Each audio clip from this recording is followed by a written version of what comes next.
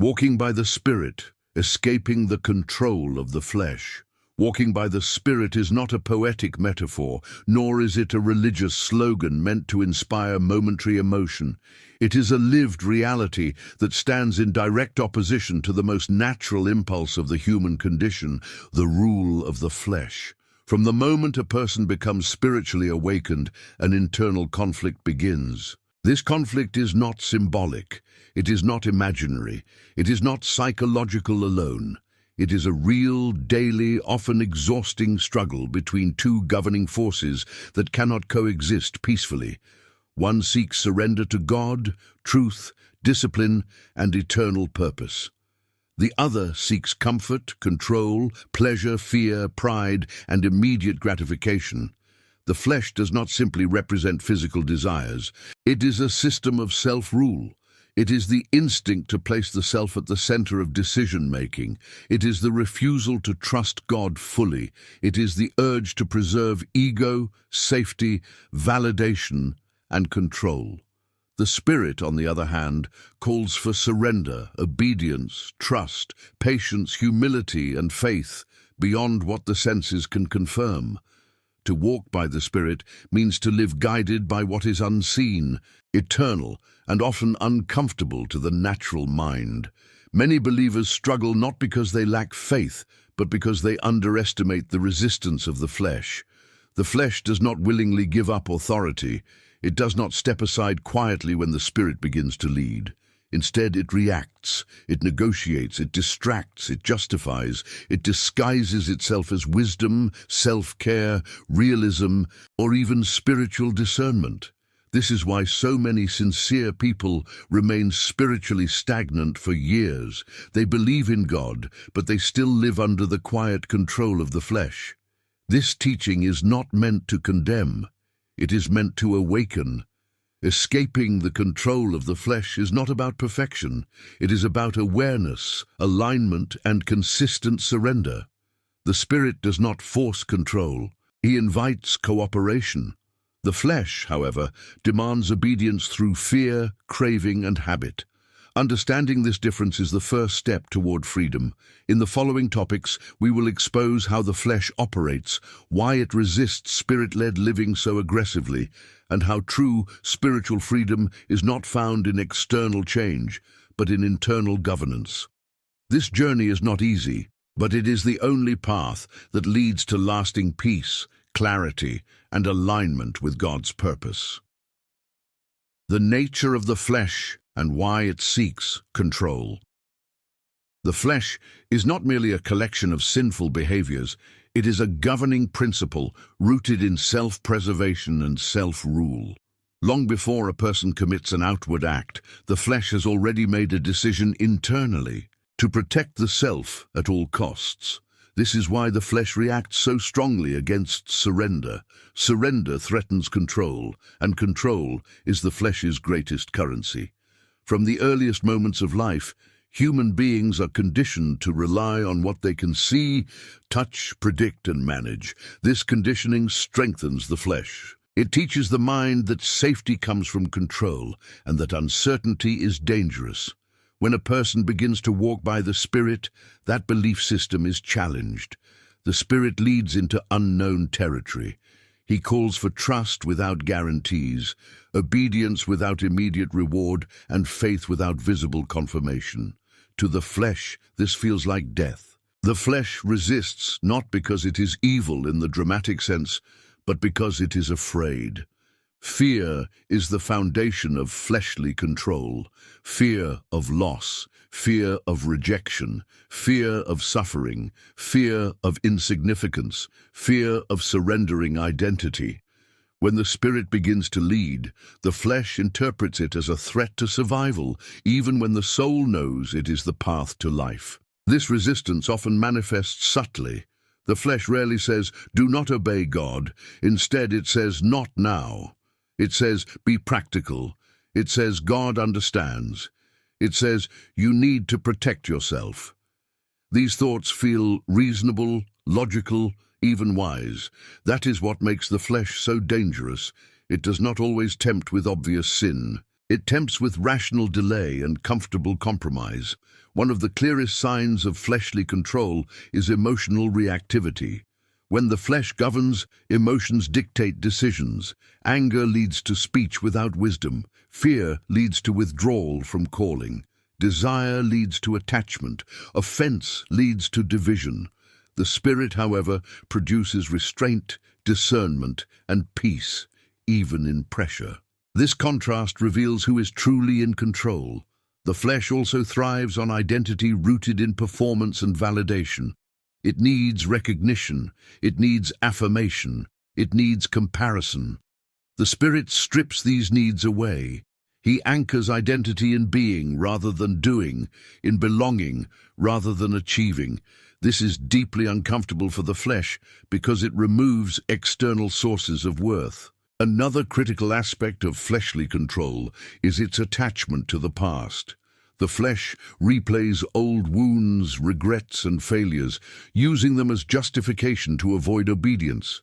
It says, "Remember what happened last time." The Spirit speaks differently. He says, "Behold, I am doing a new thing." The flesh looks backward to maintain control. The Spirit looks forward to invite transformation. Understanding the flesh is not about self-hatred. It is about clarity. When you recognize how the flesh operates, you stop being surprised by resistance. You stop interpreting struggle as failure. You begin to see it as confirmation that the Spirit is at work. The presence of resistance often indicates proximity to growth. Walking by the Spirit does not mean the flesh disappears. It means the flesh loses authority. Authority shifts through daily choices, not dramatic moments. Each time you choose obedience over comfort, truth over avoidance, humility over pride, the Spirit gains ground. Each time you delay, justify, or retreat, the flesh reinforces its position. The battle is internal, but its consequences shape everything external. Relationships, decisions, peace, purpose, and spiritual sensitivity are all influenced by who holds control within. The flesh promises safety, but produces bondage. The Spirit invites surrender, but produces freedom. To escape the control of the flesh, one must first stop underestimating it. This is not a minor struggle. It is the defining conflict of the spiritual life. Victory does not come through willpower alone, but through alignment, awareness, and submission to a higher governance. And this is only the beginning. If this message is helping you understand the hidden battle between the flesh and the Spirit, subscribe to the channel now. Walking by the Spirit requires constant renewal, and the teachings shared here are designed to strengthen, clarify, and guide you on this path. Stay connected, because the next topic will reveal how the Spirit leads in ways the flesh cannot predict or control. How the Spirit leads when the flesh loses authority. When the flesh begins to lose authority, the Spirit does not immediately replace it with comfort or clarity. This is one of the greatest misunderstandings believers carry. Many assume that walking by the Spirit means feeling guided, peaceful, confident, and certain at all times. In reality, the transition from flesh-led living to Spirit-led living often feels disorienting, quiet, and uncomfortable.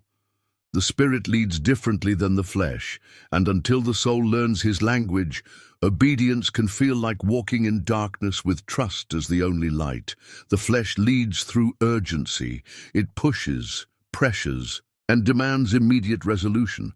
It thrives on the need to fix, to secure, to control outcomes. When something feels uncertain, the flesh reacts by accelerating decisions, even poor ones, just to escape discomfort. The Spirit does the opposite. He slows the pace, He creates space, He removes noise. This silence is deeply threatening to the flesh because silence removes distraction. And distraction is one of the flesh's strongest tools. When the Spirit leads, He often does so without explanation. The flesh constantly asks, why, how, and what if? The Spirit asks only for trust and obedience. This is not because God is withholding wisdom, but because wisdom rooted in the spirit cannot always be processed by a mind still addicted to control. Explanation can become a substitute for surrender. The flesh says, "If I understand it, I will obey." The spirit says, "Obey, and understanding will follow." One of the first signs that the spirit is gaining authority is the collapse of old motivations. Things that once drove you begin to lose their power. Approval matters less. Recognition feels empty. Winning arguments becomes unimportant. These shifts can feel like loss, even depression, because the flesh interprets the absence of stimulation as something wrong. In truth, the spirit is detoxifying the soul from dependency on external validation. The spirit also leads through conviction rather than condemnation. The flesh accuses, shames, and overwhelms. It speaks in absolutes. You always fail. You'll never change. There's no point. The spirit is precise. He highlights specific attitudes, patterns, or decisions, not to crush the soul, but to heal it. His conviction brings clarity, not despair. If a voice leads you to hopelessness, paralysis, or self-hatred, it is not the spirit. As fleshly authority weakens, resistance often increases temporarily. This is because the flesh senses loss of control.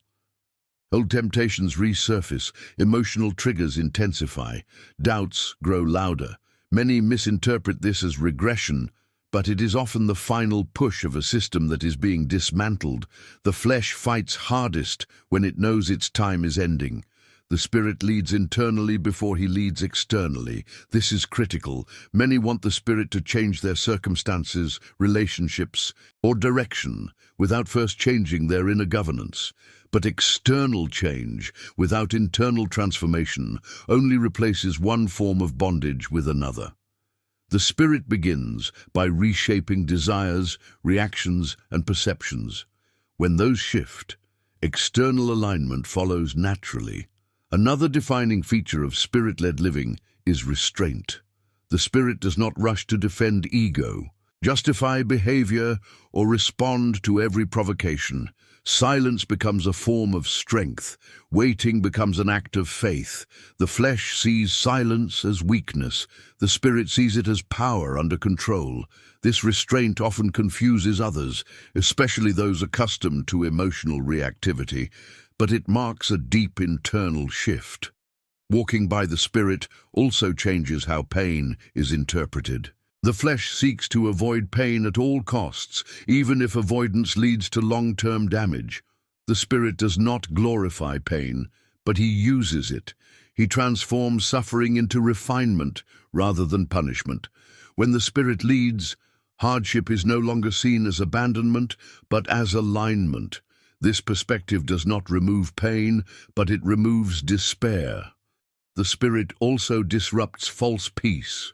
Fleshly peace is the absence of conflict, confrontation, or discomfort. It is fragile and conditional. Spirit-led peace can coexist with tension, uncertainty, and challenge.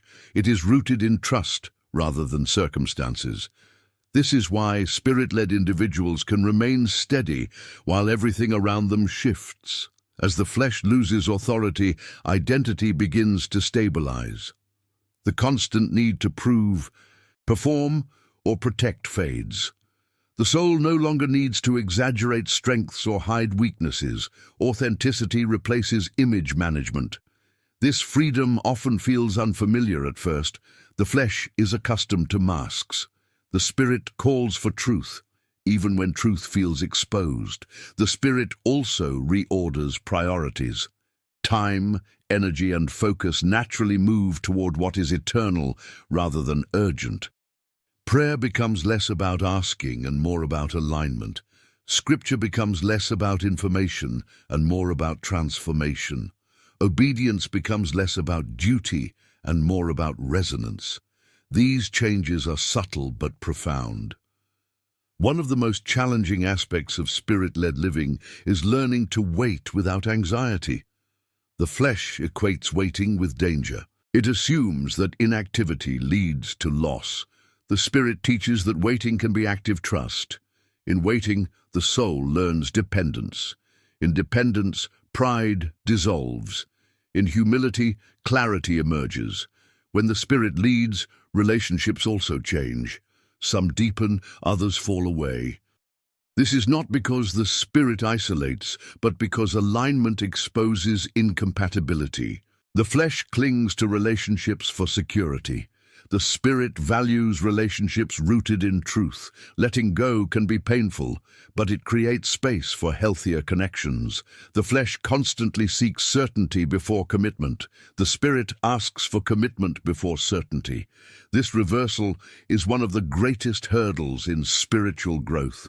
Many remain stuck not because they are rebellious, but because they are waiting for assurance that only obedience can produce. Over time, as the Spirit consistently leads, trust replaces fear as the governing force. Decisions are no longer driven by avoidance, but by obedience. Life may not become easier, but it becomes clearer. The internal war does not disappear, but the hierarchy becomes established. The Spirit leads, the flesh submits. This shift does not happen once, it happens daily. Walking by the Spirit is not a destination, it is a discipline. Each day presents new opportunities to surrender or reclaim control. Each choice reinforces either freedom or bondage. If you are recognizing these patterns in your own life, it means the Spirit is already working. Awareness itself is evidence of change.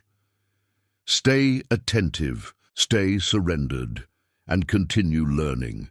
If this teaching is strengthening your understanding of how the Spirit leads when the flesh loses control, subscribe to the channel now. These messages are designed to guide you deeper into Spirit-led living, clarity, and freedom. Stay connected, because the next topic will confront the hidden ways the flesh disguises itself as wisdom and spirituality. When the flesh disguises itself as wisdom, faith, and spiritual maturity. One of the most dangerous stages in the journey of walking by the Spirit is not the early battle with obvious desires, impulses, or sins, but the later, subtler phase, where the flesh learns to disguise itself. When raw impulses no longer dominate, the flesh adapts. It evolves. It begins to speak a more refined language. It no longer presents itself as rebellion against God, but as discernment, caution, balance, realism, or even spiritual maturity. This is where many sincere believers become stuck for years, convinced they are walking in wisdom, when in reality they are still being governed by a refined form of self-rule. The flesh is intelligent. It observes what is no longer effective and changes strategy. When temptation fails, it offers logic. When fear is exposed, it offers prudence. When pride is confronted, it offers humility that still protects ego. This is why spiritual growth requires not only discipline, but discernment. The question is no longer simply, is this sinful, but who is in control? One of the clearest disguises of the flesh is false wisdom. False wisdom sounds reasonable, measured and calm. It avoids extremes. It promotes safety. It emphasizes timing, preparation, and self-protection. None of these concepts are wrong on their own. The danger lies in how they are used. The flesh uses wisdom language to delay obedience indefinitely. It says, wait until you're more ready. It says, this isn't the right season. It says, God wouldn't ask you to do something that risky. What appears wise is often fear-wearing intellectual clothing. True Spirit-led wisdom does not eliminate risk. It aligns risk with obedience. It does not remove uncertainty. It reframes it as trust. When the Spirit leads, wisdom does not feel like control, but like surrender with clarity. Fleshly wisdom always leaves the self in charge. Spirit-led wisdom transfers authority. Another powerful disguise of the flesh is spiritualized passivity. This happens when inaction is framed as patience, waiting on God, or trusting His timing, while in reality, it is avoidance. The flesh loves passivity because it avoids exposure, failure, and responsibility. It prefers contemplation over obedience, reflection over action, learning over application. Knowledge becomes a hiding place. Scripture becomes a shield against surrender. This is why some people know the language of faith fluently but live with little transformation. The flesh has learned to speak Scripture.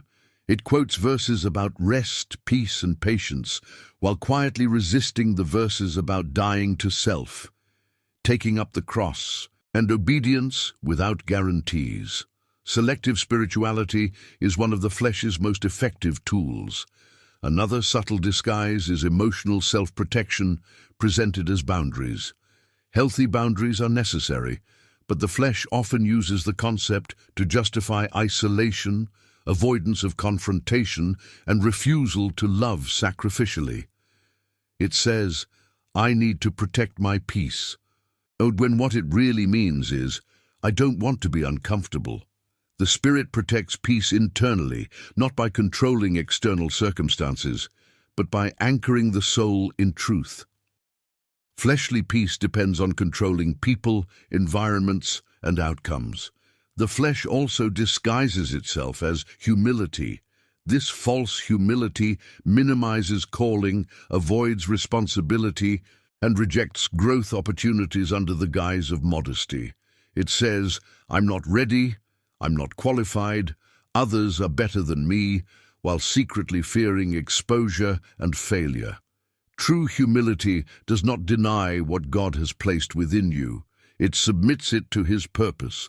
False humility hides talent to avoid risk. Another common disguise is spiritual comparison. The flesh shifts from competing materially to competing spiritually. It measures prayer depth, knowledge, discipline, or perceived holiness. It draws identity from being more disciplined, more aware, or more awake than others. This form of pride is especially dangerous because it feels righteous. The Spirit never produces superiority. He produces compassion. The flesh also uses exhaustion as a weapon. It pushes people to overcommit, overserve, and overextend, then uses burnout as justification to withdraw from obedience altogether. This cycle creates confusion. The Spirit leads with sustainability. He does not drive the soul beyond grace. Flesh-driven spirituality often confuses intensity with obedience. One of the most revealing tests of whether something is spirit-led or flesh-led is how it responds to correction. The flesh resists correction, even gentle correction, because correction threatens control. It becomes defensive, explanatory, or withdrawn.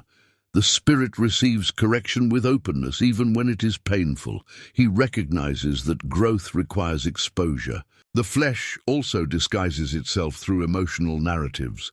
It builds stories around past wounds to justify present behavior. Because I was hurt, I must protect myself. Because I failed before, I must be cautious now. The Spirit acknowledges pain, but refuses to let pain define direction. Healing does not come from avoidance, it comes from surrender. Another subtle tactic of the flesh is redefining obedience. It shifts obedience from action to intention. God knows my heart. I want to obey. I agree with the truth. Agreement replaces action. Desire replaces surrender. But obedience is measured in movement, not intention. The Spirit leads into alignment, not just agreement. The flesh also uses timing to maintain control. It is always waiting for a better moment, a clearer sign, a stronger feeling. The Spirit often speaks in quiet clarity that requires immediate response. Delayed obedience is often disguised disobedience. One of the most painful realizations in spiritual growth is recognizing how long the flesh has been hiding behind spiritual language. This realization can feel destabilizing. Many experience grief, shame, or confusion when they see it. But this exposure is not punishment, it is mercy. God exposes what He intends to heal. As the Spirit exposes these disguises, there is often a season of internal stripping. Old identities fall away, certainties collapse, confidence is redefined. This can feel like loss, but it is actually alignment. The flesh loses power when it is seen clearly. Darkness thrives in confusion. Freedom begins with truth. True spirit-led living does not rely on constant emotional confirmation. It is grounded in obedience that persists even when feelings fluctuate. The flesh depends on feeling right. The spirit depends on truth. When the flesh is exposed in its refined forms, surrender deepens. Prayer becomes simpler. Less effort is spent managing image, outcome, or perception. The soul rests, not because life is easy, but because control has been released. Walking by the Spirit at this stage requires honesty above comfort. It requires asking not, does this feel wise, but does this align with obedience, and not does this protect me, but does this honor God? These questions strip away disguises quickly. Freedom does not come when the flesh is silenced completely, but when its voice is no longer trusted. The Spirit becomes the primary reference point. His guidance may still feel quiet, but it carries authority. If you are recognizing areas where the flesh is hidden behind wisdom, patience, or spirituality, this is not failure, it is growth. Exposure precedes freedom. Awareness precedes transformation. If this message is helping you identify the subtle ways the flesh disguises itself and resists spirit-led living, subscribe to the channel now. These teachings are here to bring clarity, depth, and freedom as you continue learning to walk by the Spirit and escape the control of the flesh. The daily discipline of surrender and the slow death of fleshly authority. Walking by the Spirit is sustained not by dramatic moments, emotional intensity, or occasional breakthroughs, but by a quiet, repetitive discipline of surrender practiced every single day. This is where many believers lose momentum. They expect transformation to feel powerful, obvious, and rewarding. Instead, true spiritual change often feels slow, hidden, and unimpressive to the natural mind. The flesh hates this kind of process because it offers no immediate reward, no recognition, and no sense of control. Yet this slow discipline is precisely how fleshly authority dies. The flesh does not lose power in a single confrontation. It loses power through consistent non-cooperation. Every day presents small decisions that either reinforce the flesh or weaken it. These decisions rarely look spiritual on the surface. They involve thoughts entertained or rejected, reactions restrained or released, impulses obeyed or denied. The flesh survives not because it is strong, but because it is repeatedly fed through habit. One of the greatest misconceptions is that surrender is a one-time act. In reality, surrender is a posture that must be renewed constantly. The flesh reasserts itself naturally. It does not need encouragement. It rises automatically when vigilance weakens. This is why spirit-led living requires awareness more than effort. Effort alone often strengthens the flesh. Because effort can become self-powered, awareness invites dependence. Daily surrender often feels like loss. The flesh interprets obedience as deprivation. It says, "You are missing out. You are suppressing yourself. You are limiting your life." The Spirit reframes surrender as alignment. What the flesh calls loss, the Spirit calls freedom. But this freedom is not immediately felt. It's built slowly as trust replaces craving. The discipline of surrender begins in the inner life. Thoughts are the first battleground. The flesh governs through unchecked thought patterns. Anxiety, comparison, fantasy, resentment, and self-justification all begin internally. Walking by the Spirit requires interrupting these patterns before they mature into behavior. This interruption feels unnatural at first. The flesh resists being questioned. It prefers automatic agreement. But every time a thought is examined rather than accepted, authority shifts. Emotional regulation is another daily arena of surrender. The flesh reacts instantly. It seeks release through expression, defense, or withdrawal. The Spirit introduces restraint. not suppression, but restraint. Restraint allows emotion to exist without ruling behavior. This is deeply uncomfortable for the flesh because emotional release feels like relief. Yet unrestrained emotion strengthens fleshly governance by training the soul to obey feelings. Obedience in small matters is one of the most powerful ways fleshly authority weakens. The flesh craves significance. It wants big assignments, visible impact, and recognition. The spirit often begins with small acts of faithfulness. Consistency matters more than intensity. The flesh despises monotony, but monotony is where discipline forms. Another daily discipline is silence. The flesh fills silence with noise because silence exposes dependence. Silence removes distraction. In silence, the soul becomes aware of internal motivations. Many avoid silence because it feels uncomfortable. That discomfort is often the flesh losing its hiding place. The spirit speaks most clearly when noise subsides, but his voice is often quieter than expected.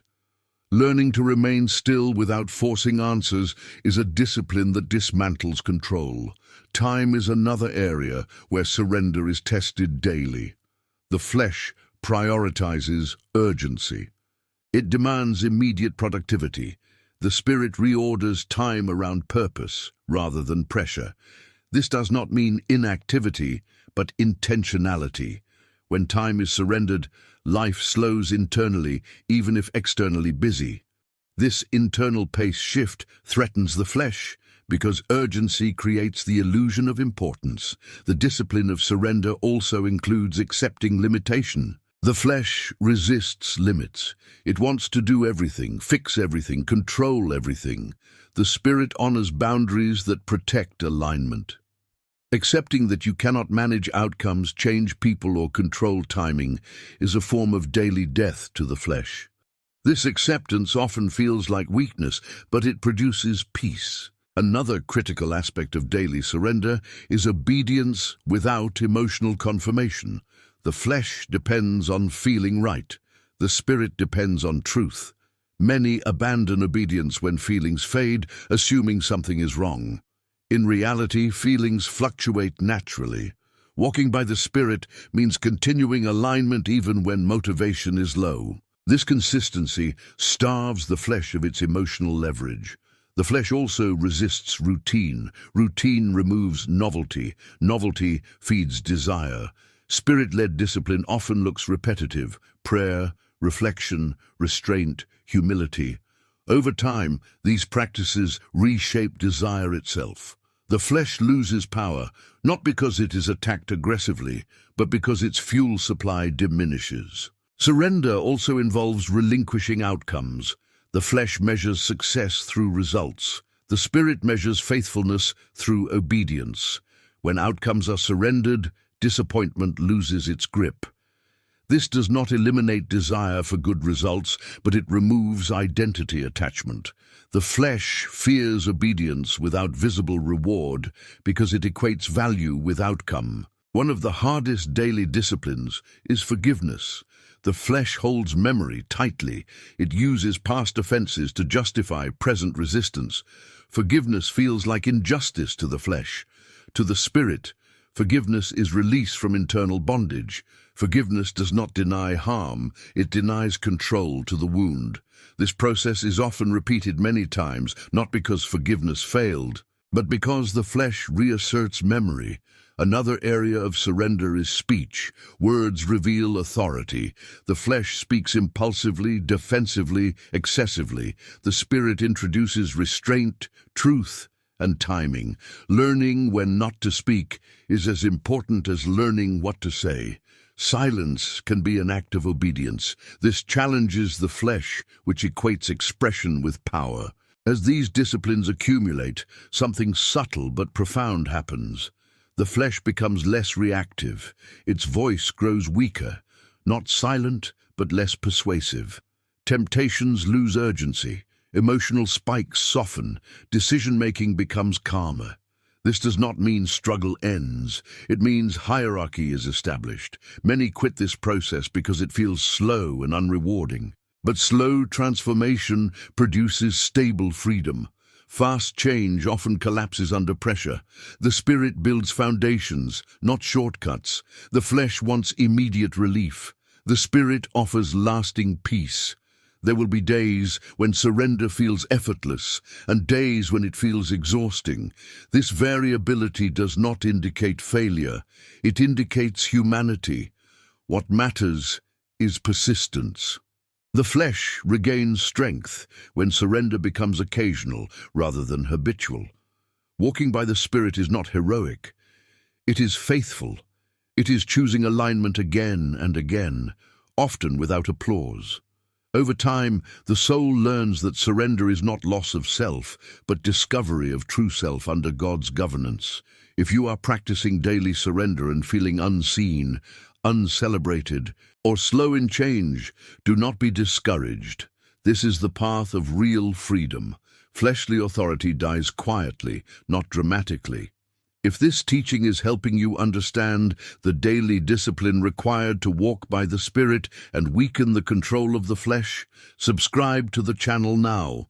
These messages are here to support you in this ongoing journey of surrender, clarity, and true spiritual freedom.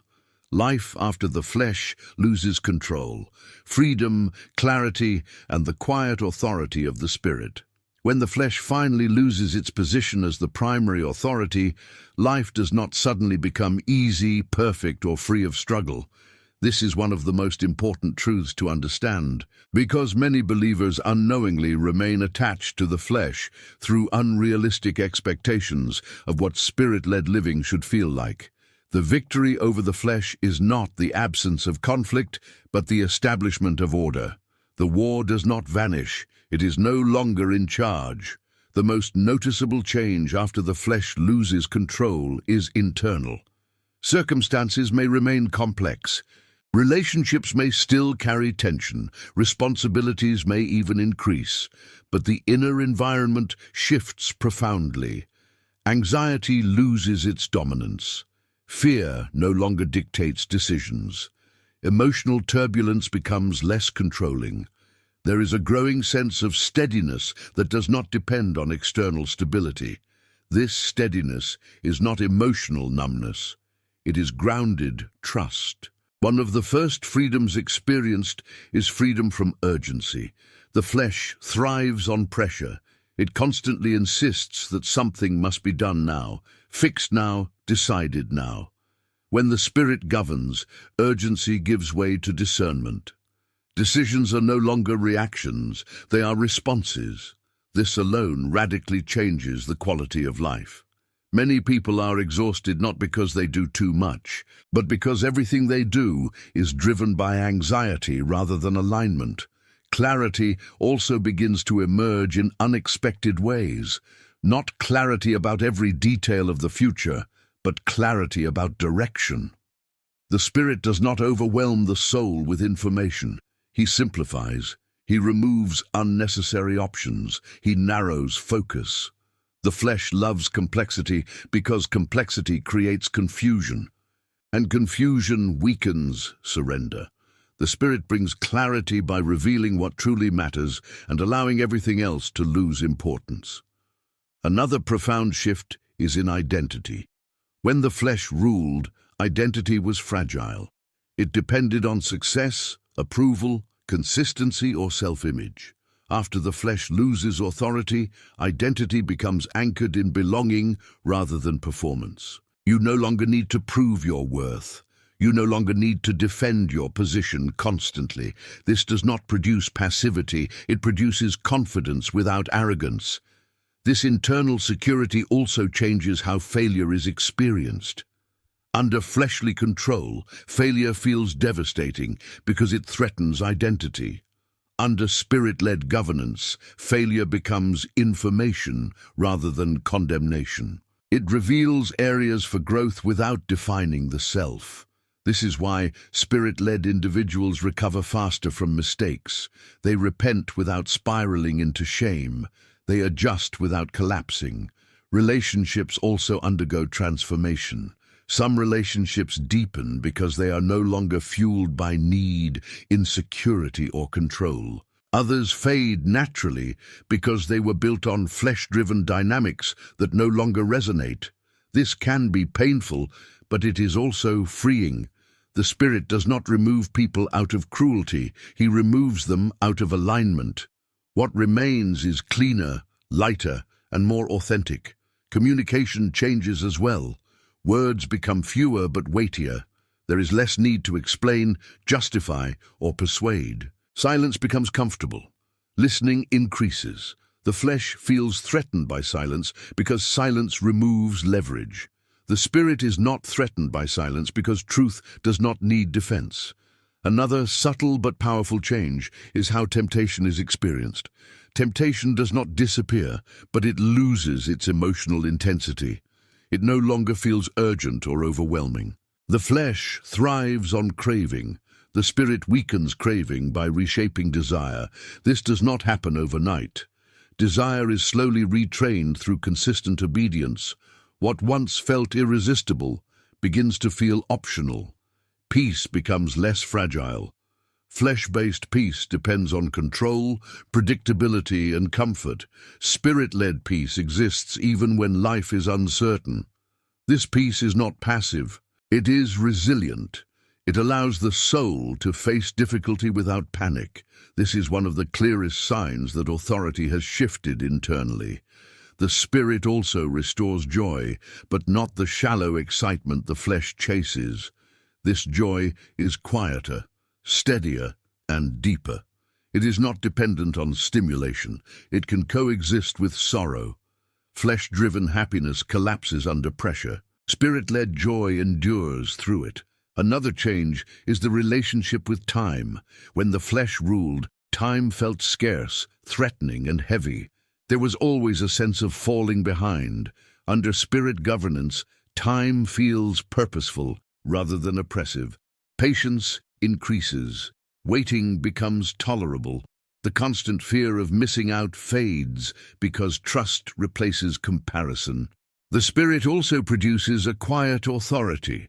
This authority is not loud, dominant, or controlling. It is felt rather than announced. People may not always understand it, but they sense it. This authority does not come from confidence in self, but from alignment with truth. It allows a person to stand firm without aggression and to be gentle without weakness. Life after fleshly control also includes a deeper awareness of God's presence. Prayer becomes less transactional and more relational. There is less striving to feel spiritual and more resting in alignment. Worship becomes less about emotional peaks and more about surrender. Scripture becomes less about argument and more about nourishment. Importantly, humility deepens. Not the false humility that minimizes value, but the humility that recognizes dependence. This humility does not weaken strength, it stabilizes it. Pride no longer drives growth. Love does. Obedience becomes less about fear of consequences and more about resonance with truth. The flesh does not disappear entirely. It still attempts to regain influence. But its voice becomes familiar and predictable. It loses the element of surprise. The soul learns not to panic when fleshly thoughts arise. Instead of fighting them aggressively, it simply refuses cooperation. This refusal is powerful. The flesh starves when ignored. Another sign of freedom is consistency. Not perfection, but consistency. Emotional highs and lows smooth out. Spiritual practices stabilize. Faith becomes less dramatic, but more dependable. The Spirit values faithfulness over intensity. The greatest gift of Spirit-led living is not external success, spiritual reputation, or freedom from difficulty. It is rest, not laziness, but rest of soul. Rest that comes from knowing you are no longer responsible for controlling everything. Rest that allows obedience without anxiety. Rest that frees energy for love rather than survival. This rest is deeply threatening to the flesh because the flesh survives on tension. When tension dissolves, its influence weakens. This is why some people unconsciously sabotage peace. Peace feels unfamiliar when identity has been built on struggle. The Spirit patiently retrains the soul to trust peace. Walking by the Spirit ultimately leads to a life that is quieter internally but stronger externally. Less reactive, more discerning. Less driven, more directed. Less fearful, more faithful. The journey is long, but the transformation is real. If you have followed this teaching from the beginning and recognize these shifts beginning to form within you, take heart. You are not losing yourself. You are being realigned. The control of the flesh is not broken through force, but through surrender. And surrender is not weakness. It is the doorway to true freedom. If this message has helped you understand what life looks like after the flesh loses control and the Spirit takes the lead, subscribe to the channel now. These teachings are here to walk with you as you continue growing in clarity, discipline, and Spirit-led freedom. Stay connected because this journey is not meant to be walked alone.